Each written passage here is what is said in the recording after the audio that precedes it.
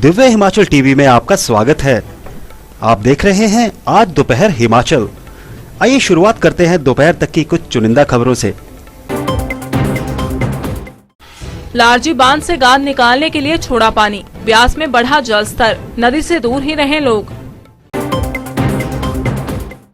जोगिंद्रनगर में प्रेमी जोड़े ने खाया जहर, आत्महत्या से पहले युवक ने घर वालों को वीडियो कॉल कर दिखाई कीटनाशक दवाई। पहाड़ी से गिरे मलबे तले दबे 2 मजदूर, एक का शव बरामद, दूसरे की तलाश जारी। जब तक भावानगर के व्यापारियों के कोरोना टेस्ट नहीं लिए जाते तब तक नहीं खोलेंगे दुकानें। ऊना में सजी किसान मंडी, बिना बिचौलियों के किसानों ने सीधे ग्राहकों को बेची फसलें। और अब समाचार विस्तार से। लारजी पन विद्युत परियोजना के बांध से गाद की निकासी के लिए रविवार सुबह 6 बजे बांध के सभी गेट खोल दिए गए हैं। इस कारण ब्यास नदी के जल स्तर में बढ़ोतरी हो गई है। ऐसे में नदी किनारे जाना जोखिमपूर्ण हो सकता है। लारजी परियोजना के अधिशासी अभियंता सुनील कुमार ने बताया कि गाद निकासी की प्रक्रिया 29 जून सुबह 6 बजे तक जारी रहेगी। ऐसे में बांध से पानी छोड़ने के लिए बांध के गेट खुले रहेंगे। उन्होंने लोगों से अपील की कि इस दौरान ब्यास नदी में जल स्तर में बढ़ोतरी को ध्यान में रखते हुए नदी के किनारे न जाएं। बता दें कि जून 2014 में भी डैम से पूर्व सूचना के पानी छोड़ा गया था, जिस कारण हैदराबाद से मनाली घूमने जा रहे 25 छात्र छात्राओं की नदी में बहने से मौत हो गई थी। आज सवेरे 6 बजे से हमारा जो लारजी रिजर्वायर है उसकी फ्लशिंग की प्रक्रिया आरंभ हो चुकी है। तो इस दौरान जो निचले डाउनस्ट्रीम साइड में पानी का लेवल बढ़ेगा, जो 3 से 4 मीटर तक जा सकता है। और इस दौरान मेरी जनता से भी और जो सैलानी है या कोई भी रोड पे हैं लोग, तो उनसे अपील है कि कोई भी नदी के नज़दीक ना जाएं, क्योंकि पानी का जल स्तर जो है बढ़ेगा। ये हमारी प्रक्रिया जो है डैम की साफ़ सफाई और ड्रेस रैक की क्लीनिंग के लिए होती है, जो बहुत ज़रूरी है, क्योंकि आने वाले मानसून में हमारा पावर हाउस सुचारू रूप से चले और जनरेशन पूरी हो। युवक ने वीडियो कॉल कर अपने घर वालों को अपनी लव स्टोरी के साथ कीटनाशक दवाई भी दिखाई और फिर कहा कि ये मेरी लास्ट कॉल है, अब नहीं मिल पाऊंगा। उसके बाद जंगल में उसकी लाश मिली। उसके साथ ही एक महिला का भी शव बरामद हुआ है।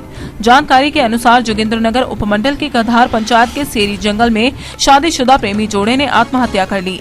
युवक कांगड़ा जिला के मुल्तान का रहने वाला बताया जा रहा है। पुलिस के अनुसार उसका नाम हेमराज पुत्र मस्तराम था तथा युवती मीना पत्नी विनोद कुमार कुल्लू जिला के आनी उपमंडल की रहने वाली थी। मीना के माता पिता ने बताया कि उन्होंने दोनों को बहुत समझाया मगर वे नहीं माने।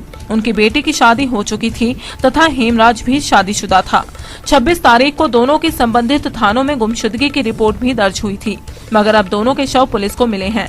वहीं मौके पर पुलिस को कीटनाशक दवाई व अन्य रैपर भी मिले हैं। गांव छोटी जरवाड़, और जो हेमराज की उनकी डेथ हुई है वो मेरे ससुर जी है।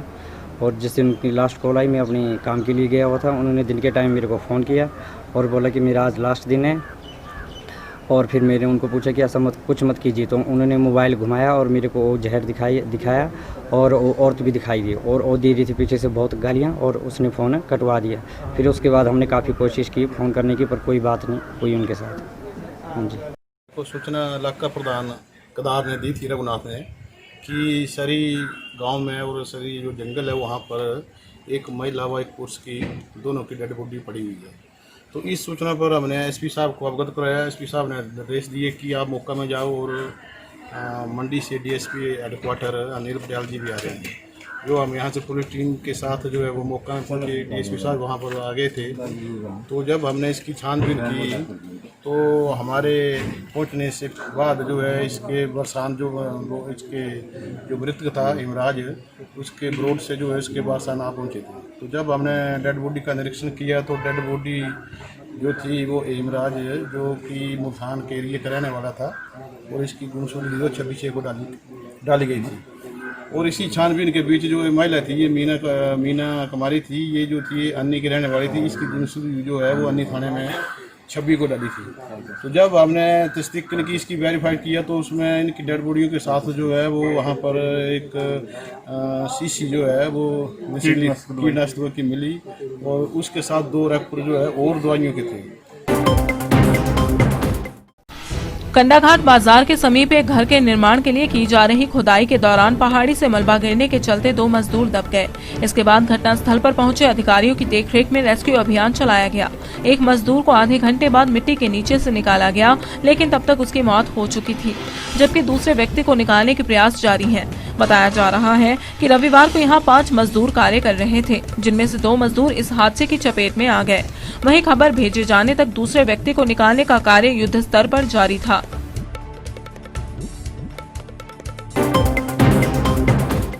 किन्नौर जिला के भावानगर व्यापार मंडल ने 3 पुलिसकर्मियों के कोरोना पॉजिटिव आने के बाद से सभी व्यापारियों के कोरोना टेस्ट की मांग की है।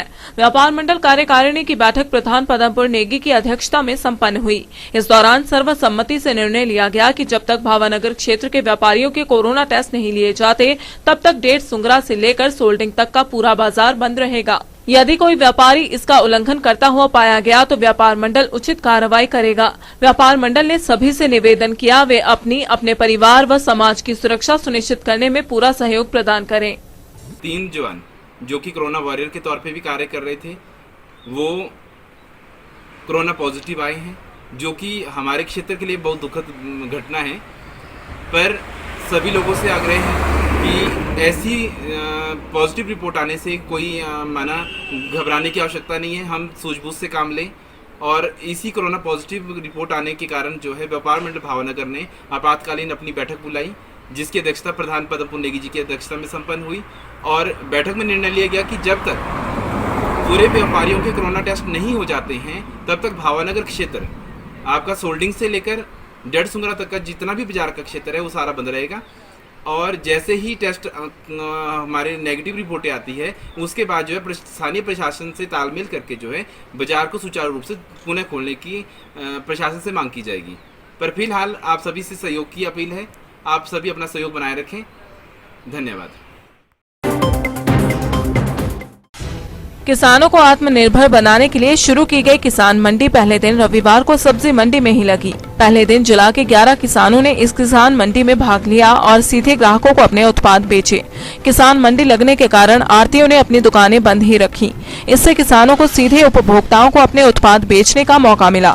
इस किसान मंडी में किसानों व ग्राहकों के बीच कोई भी बिचौलिया नहीं था, जिसका सीधा फायदा किसानों को मिला।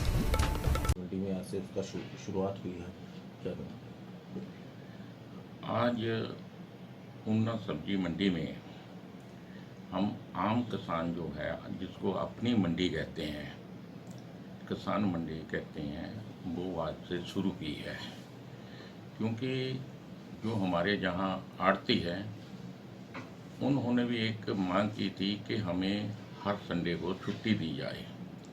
और हमारे भी परिवार हैं और हम हर एतवार को जो छुट्टी चाहते हैं, तो हमने ये कमेटी ने फैसला लिया कि क्यों ना यहाँ किसान मंडी लगाई जाए। और किसान मंडी का जैसे हर एतवार को किसान मंडी लगेगी, क्योंकि मोदी जी का भी एक सपना है कि किसान को राहत मिले, किसान जो है आत्मनिर्भर बने और इसमें किसान के बीच में कोई भी बिचौलिया ना हो। तो हिमाचल प्रदेश की सरकार, जयराम जी की सरकार, कल ही उनका भी हमें लेटर प्राप्त, सरकार का लेटर प्राप्त हुआ है कि किसान मंडियों को प्रोत्साहन दिया जाए। तो ये हमने जो निर्णय लिया था, तो आज पहला दिन होने के कारण आज 11 लोगों ने जहाँ पे सब्जी मंडी में माल लेके अपना जो है सामान लेके आए और वो 11 लोगों का सामान जो था वो 2 घंटे में ही बिक गया। और कल शाम शनिवार था, क्योंकि 5 बजे से लेके 5 बजे रविवार तक, 5 बजे शनिवार से लेके 5 बजे रविवार तक जो है जो सब्जी मंडी बंद रहेगी। उस दिन जो लोकल किसान है, फार्मर है, वो बिना बिचौलिए के, बिना आढ़तियों के अपना माल जो है वो सब्जी मंडी में बेच सकेंगे। और इस तरह वो अपना जो है वो सरकार के दिशा निर्देश के मुताबिक जो है वो अपना सामान बेचेंगे। और सरकार की तरफ से भी जहाँ तक उनको कोई भी कोई कमी होगी वो हम पूरी करेंगे, सब्जी मंडी जो है वो पूरी करेगी। और सरकार जो है बहुत सहायता भी कर रही है, और हम जो चाहते हैं किसान आत्मनिर्भर जो है, ऊना का किसान आत्मनिर्भर बने।